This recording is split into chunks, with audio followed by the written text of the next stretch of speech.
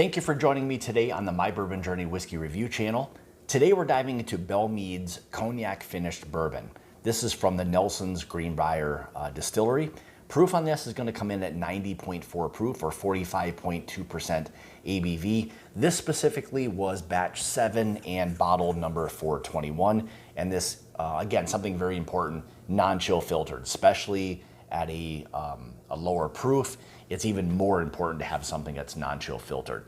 Mash bill on this is 64% corn, 30% rye, and 6% malted barley.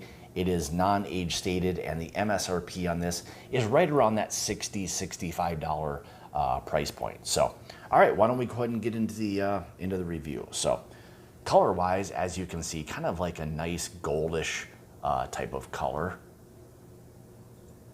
Move it around in the glass a little bit, you'll kind of get some of the kind of oils on the glass. This is not too bad. And again, with it being non-chill filtered, again, very important, even more important at a lower proof, just to help retain some of those flavors, the fatty acids that will help to improve the profile on something that's, again, a little lower, in the proof. So, and again, moving it around in the glass a little bit just to help introduce a little bit of air and open up that whiskey, generally speaking, will kind of help produce or provide a little extra flavor that's there. So, all right, let's go ahead and get into the nose.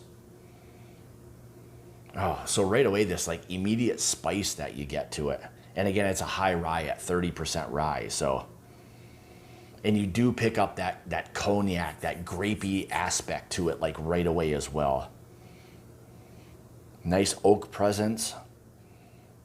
And something I'm getting that's very specific is a tobacco note on this. It's very much like a fresh tobacco leaf. Some green apple, definitely. Even a little bit of from a dark fruit standpoint, you get some of that cherry aspect that's there. Light milk chocolate. Some of those burnt sugars coming through. Maybe even a little bit of a light cinnamon, but definitely you're getting that cognac presence that's there. You do get that kind of that grapey aspect, that brandy aspect that's there to it, with some of those nice layers of that rye spice. I like the fact that they're finishing this particular bourbon in a high rye mash bill. I think that really those two kind of go hand in hand. It's a really nice combination of when you're introducing a high rye and a finished bourbon. All right, more importantly, let's see how this one tastes. Cheers.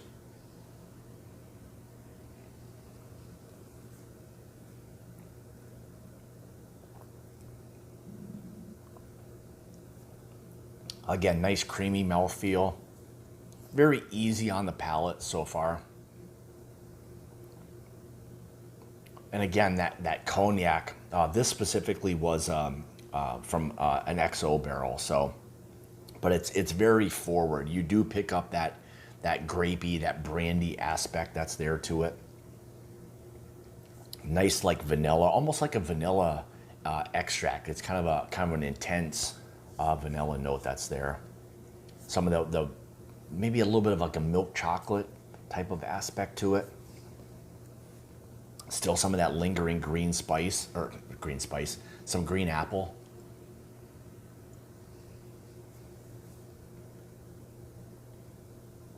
Nice medium spice aspect to it. Slight dryness. Again, probably from the cognac that's there. Cognac for me always has a little bit of a drying aspect to it anyway. Kind of a light to medium oak that's there. Again, still some of that light tobacco, maybe even leather aspect to it.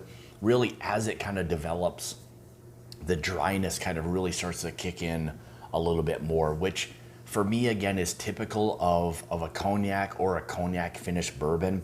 That drying aspect kind of starts to kick in, as the finish begins to kind of develop. So not you know, not something that I'm not used to with a cognac finished bourbon. So, but very nice. I mean, it's a very easy drinking, kind of dangerously easy drinking bourbon. So this specifically was one that my dad kind of gravitated towards like right away. He really liked the profile of this. I mean, he likes bourbon itself, but this specifically kind of really stood out to him. So, and for me, knowing kind of his palate says a lot. So he could be a little finicky with some of the bourbons and stuff, but this, like right away, he kind of gravitated towards it and really really enjoyed the profile of it. So, but going back to the finish again, you know, it's probably, you know, probably on the medium side. No, I mean, I guess something like this, just to kind of think, you know, what it would be like at cask strength,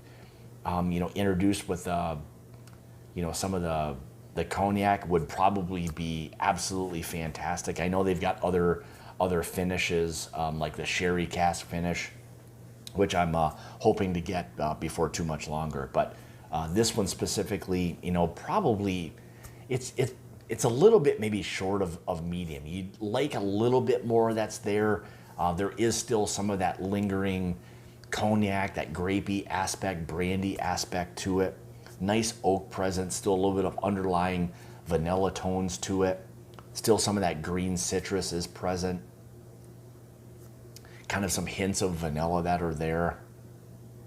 But that lingering spice that's there is kind of nice as well. I think at a lower proof, finishing it in a cognac barrel, but at a high rye mash bill, I think, you know, really did this one justice. I think if it would have been on the lower rye standpoint, I think it might have fallen maybe fairly flat. I think it might have been very one-dimensional, but with that high rye and allowing for there to be a little bit more spice and some dryness, it also let some of the cognac part of it kind of shine through. So again, I think this is a really nice daily sipping finished bourbon. So if it's something you can find, if you get Belle Meade in your area, definitely give it a try. I think it's a very interesting and unique you know, bourbon, and one that I'll try to always have around. I enjoy that profile, and it's nice from a standpoint of just as like a daily sipper, with it not being super high proof, again 90.4 proof,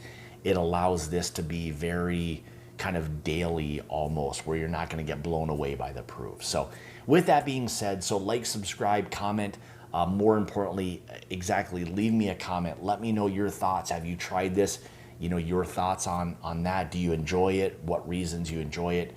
Things along those lines. Always interested to hear people's feedback. So also you can follow me on Instagram, Twitter, Facebook, all of those places at My Bourbon Journey. And if you'd like to also support the channel, you can through my Patreon page, which I'll have linked in the description below. So with that being said, thank you so much for tuning into another one of my reviews. Hopefully we'll see you again next time, and remember, it's about the journey and not the destination. Cheers.